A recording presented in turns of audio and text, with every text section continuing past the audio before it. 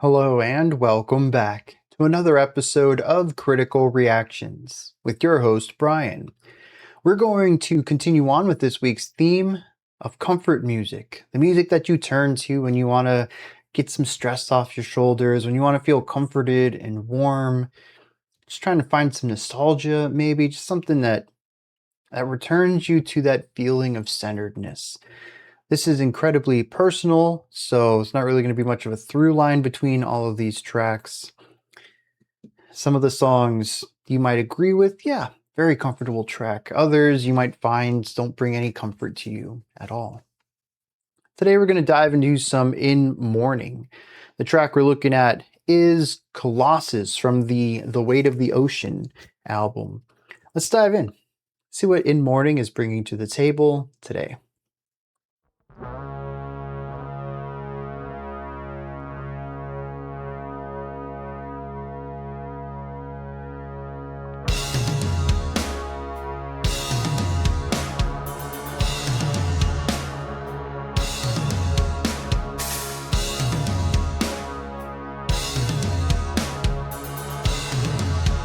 There's fluidity, particularly in the drum part, but it's a very sharp, direct feeling.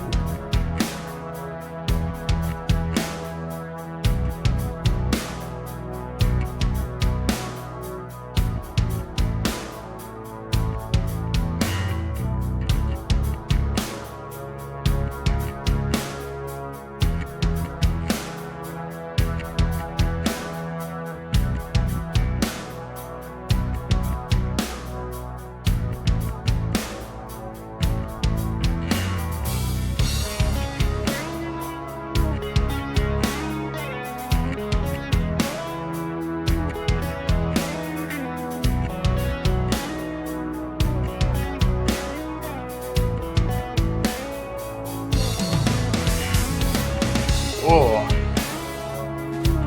yeah, great use of an expanded drum kit there. Some really nice cymbal tones in there you don't always hear.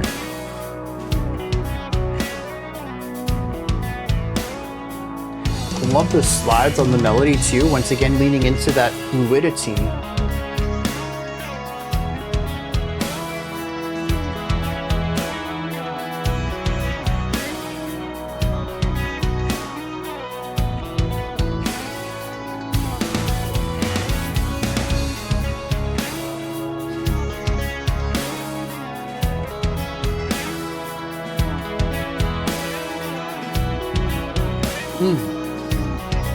Those chordal swells on the outside of this.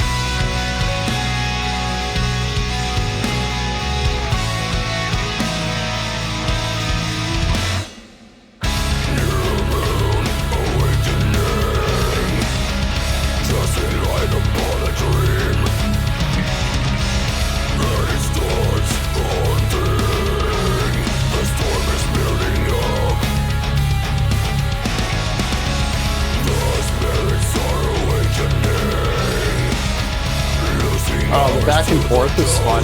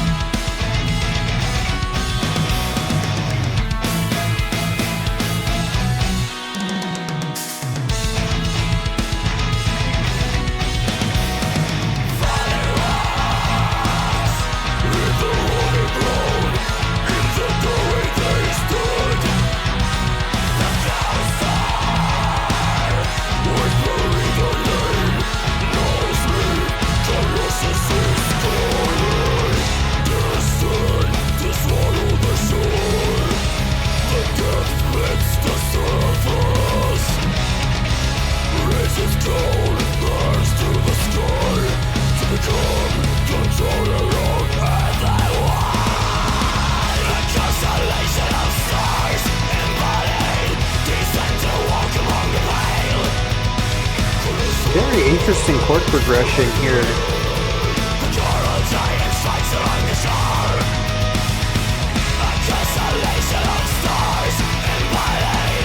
There's also the slightly off-kilter 7-beat phrase.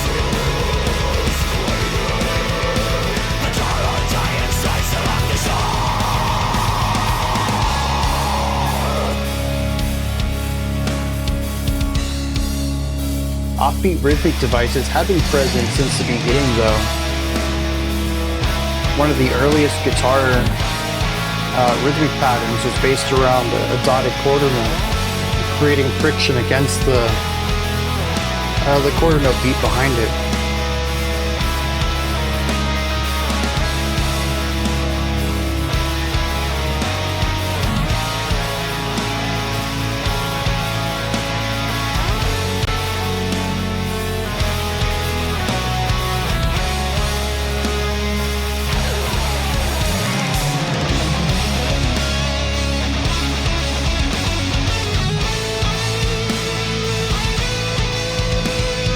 I love this soaring guitar solo here.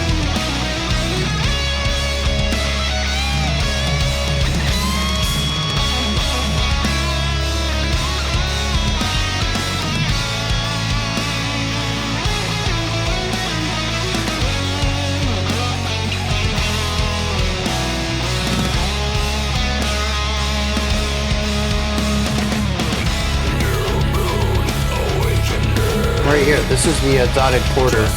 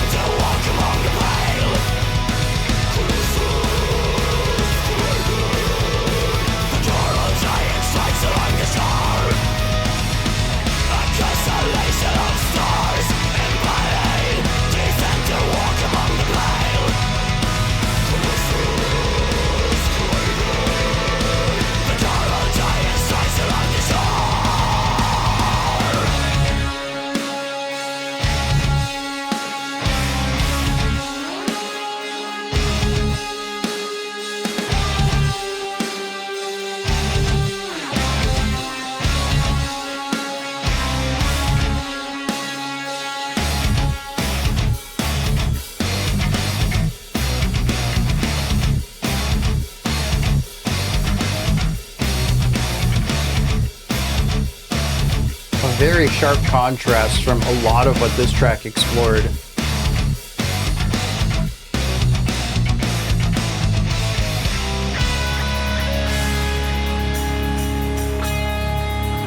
drum work, man.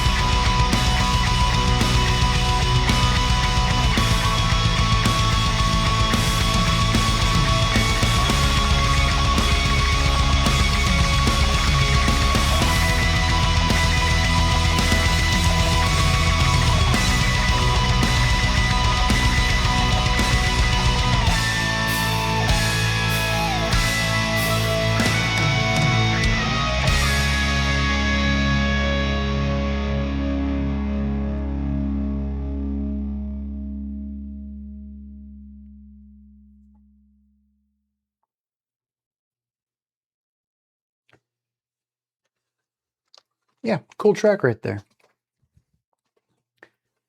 Very melodic. I think that's the thing that stands out to me most.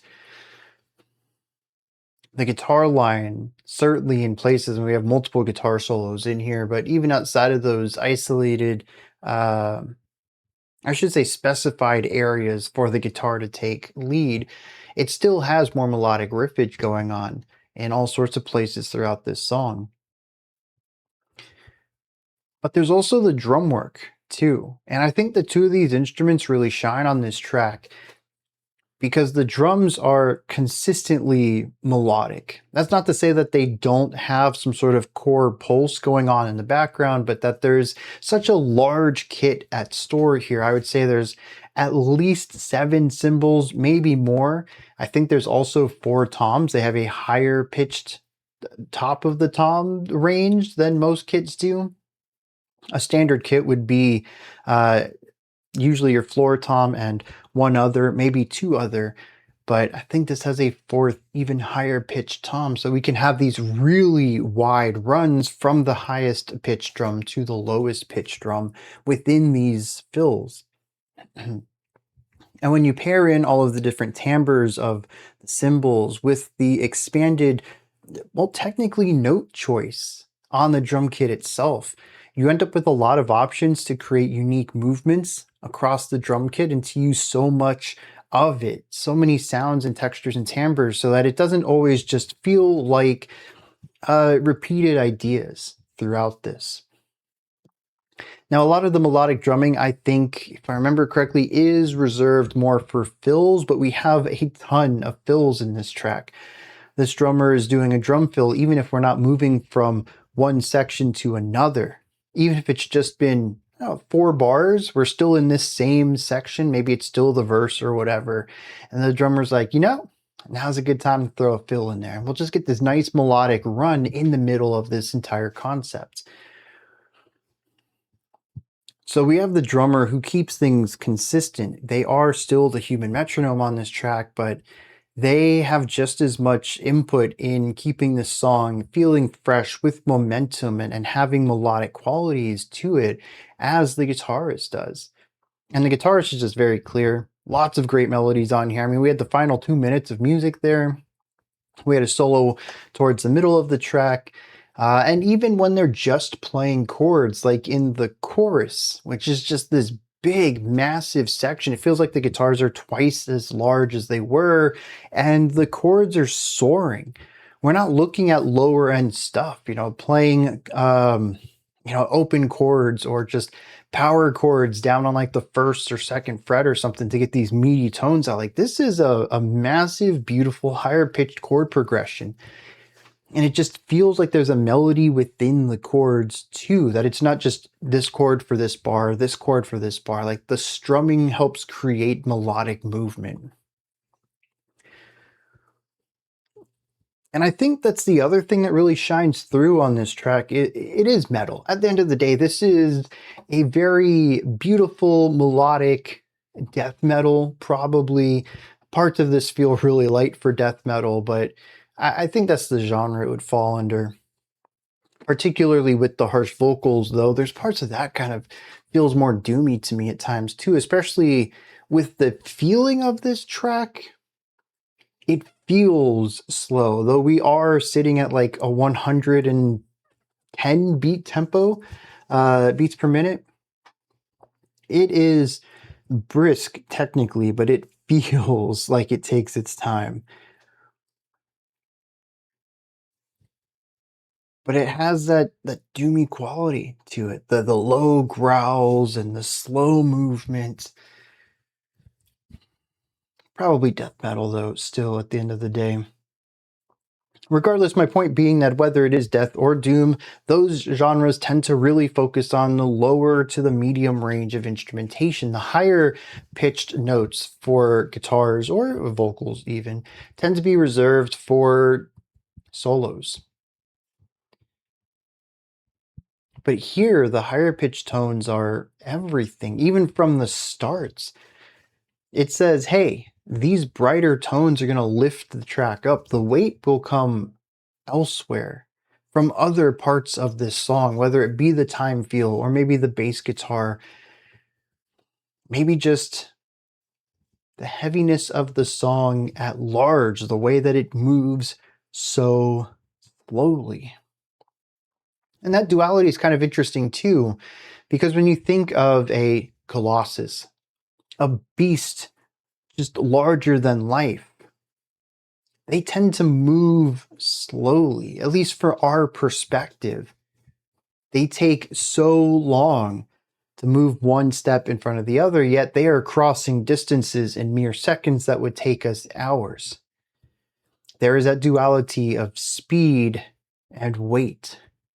What looks slow but is actually quite fast, which ties into the tempo phenomenally well. But you would think also, we have heard songs that feel colossal, and it's usually a heaviness. This isn't, though. There's levity to this all throughout. The guitars are always focusing on this soaring vibe. But it goes beyond that too. I've been thinking about the album title, The Weight of Ocean. Oceans, sorry, that's a plural.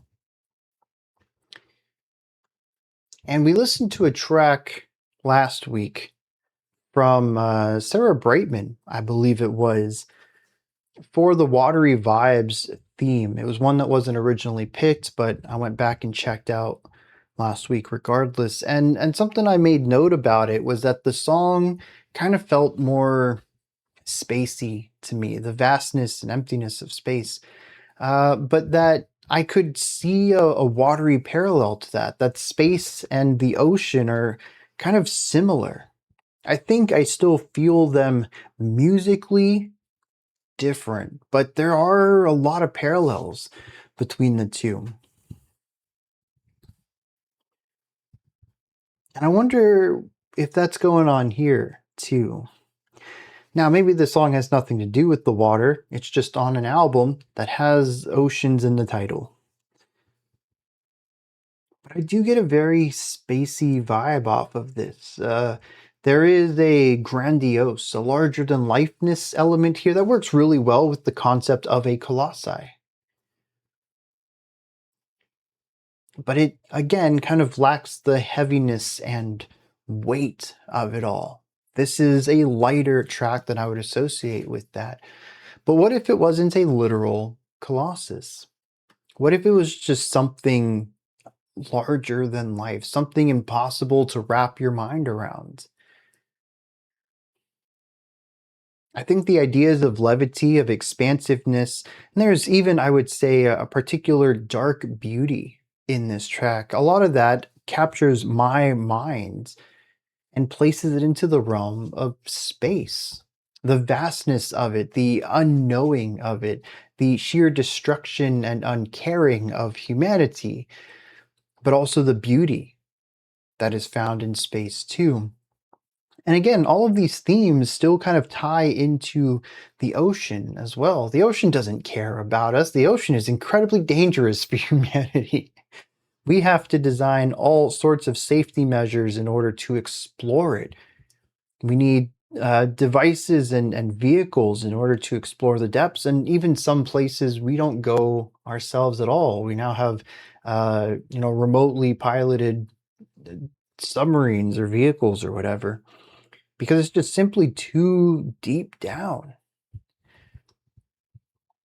The ocean does not try to take care of us, but there is beauty in there. There's so many cool things to find in the ocean, things that live there, land formations, caverns, all sorts of cool things. I don't know if caverns is the technical correct term. Maybe there's a specific water-based term for like an area underneath water that you can go into and explore.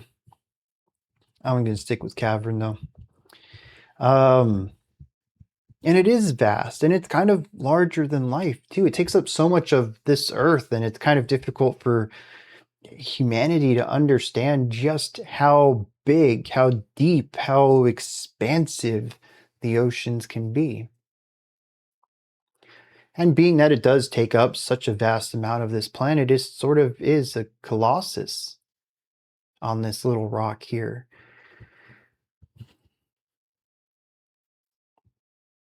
I find a lot of this is interestingly not at odds with itself. You would think that a song that was both about above us and possibly below us and dealt with slow moving but quick tempo, of weight but levity. There's a lot of conflicting ideas here that it would kind of fall apart at the seams,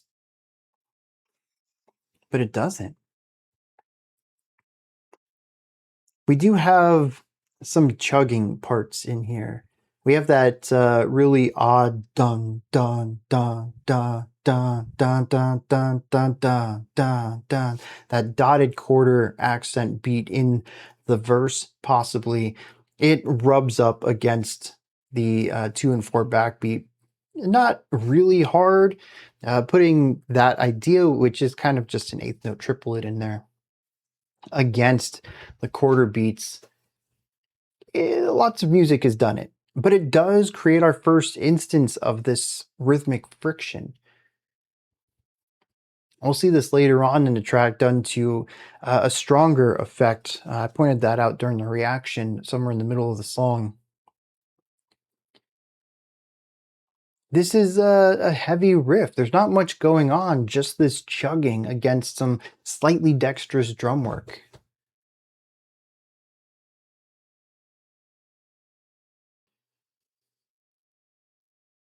Despite the heaviness of this moment, it still kind of comes across as fluid.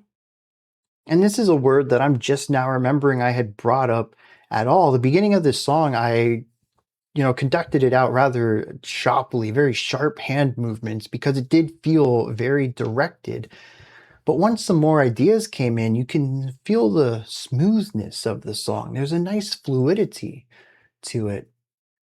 I didn't even recognize it at the time, but we already had this sharp duality present right from the beginning of the song. Most of this track works within this combination. Sharp rhythmic devices with beautiful fluid melodic concepts and gorgeous chord progressions that don't feel sharp in their harmonic palette. This dance between rigid aggressiveness and smooth acceptance.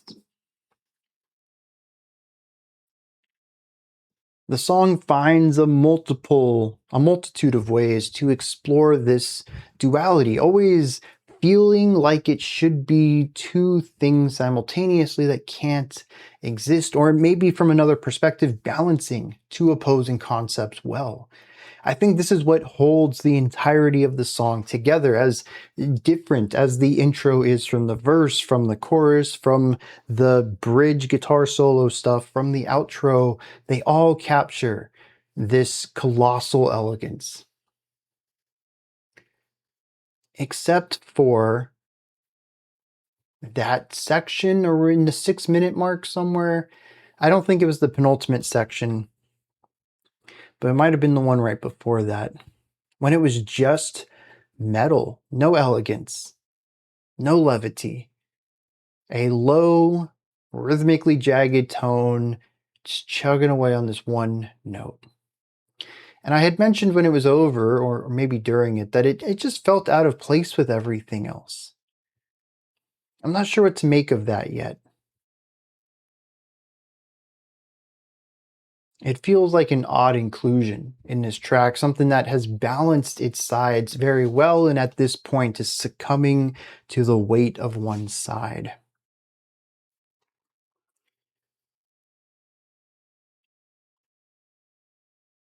I think that's about all I have to say on this track. There's also growling in here. I didn't touch on that at all, but I feel nothing from the growls. They're there. They become background noise. Nothing against the vocalist. I don't think I will ever have an ear for growling. It's anything other than something that just becomes a monotonous tone that my brain just kind of filters out for the more interesting parts of the song.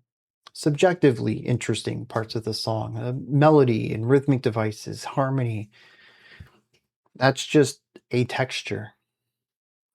There were a couple of different harsh styles. I think there was a higher pitch and a lower pitch, but I don't think there was variety between. It was just one or the other. And there were no clean vocals in here. It's just not a growl enjoyer. I don't enjoy the growl. So yeah, let's dive into some lyrics and see what In Mourning is bringing to the table today. I don't want to put too much weight in my reaction to these lyrics. First of all, I've only heard the song once. It's quite possible I come to a very different end reading or relationship to this track after several listens. Also, hearing other people's interpretations of this song and the way that they view it and feel it and what they hear through it might help me expand my horizons in understanding what this song is attempting to do. However, reading the lyrics after I just discussed the song that I heard and what I got from it is an incredible letdown. I hope this is just because I'm misunderstanding something. I'm not seeing the scope of this, how it is all connected. But I don't find the poetry here particularly evocative or interesting, which is a subjective thing. But also artistically and thematically, I don't feel this attaching to the music, at least not my experience of it, in any palpable way. It speaks about a literal Colossus. It says, upon a new moon, there's a light cast down upon a dream, and it haunts, a storm builds around it. The spirits awaken, and we lose hours to the ghosts. Then the rain comes crashing down. Falling rocks leave the wounded ground. In the doorway they stood. The ghosts are whispering their names. There's no sleep. A colossus is calling.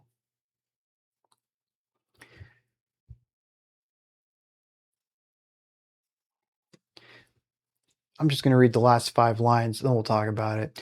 Destined to swallow the shore, the depth split the surface. Raised its cold hands to the sky to become controller of earth and wood. A constellation of stars embodied, descent to walk upon the pale. Colossus colliding, the coral giant strides along the shore.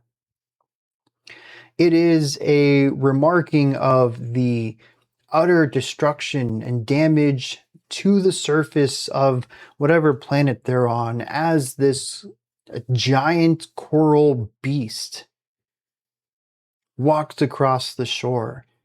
It speaks about supernatural entities, these ghosts haunting, the spirits awakening this area.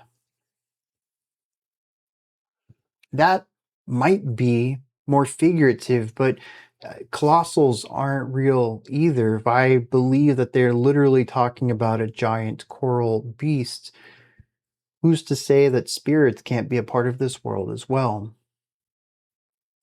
There seems to be a calling back to something, but I don't know. Maybe this is connected to another story on this album, possibly on a different album.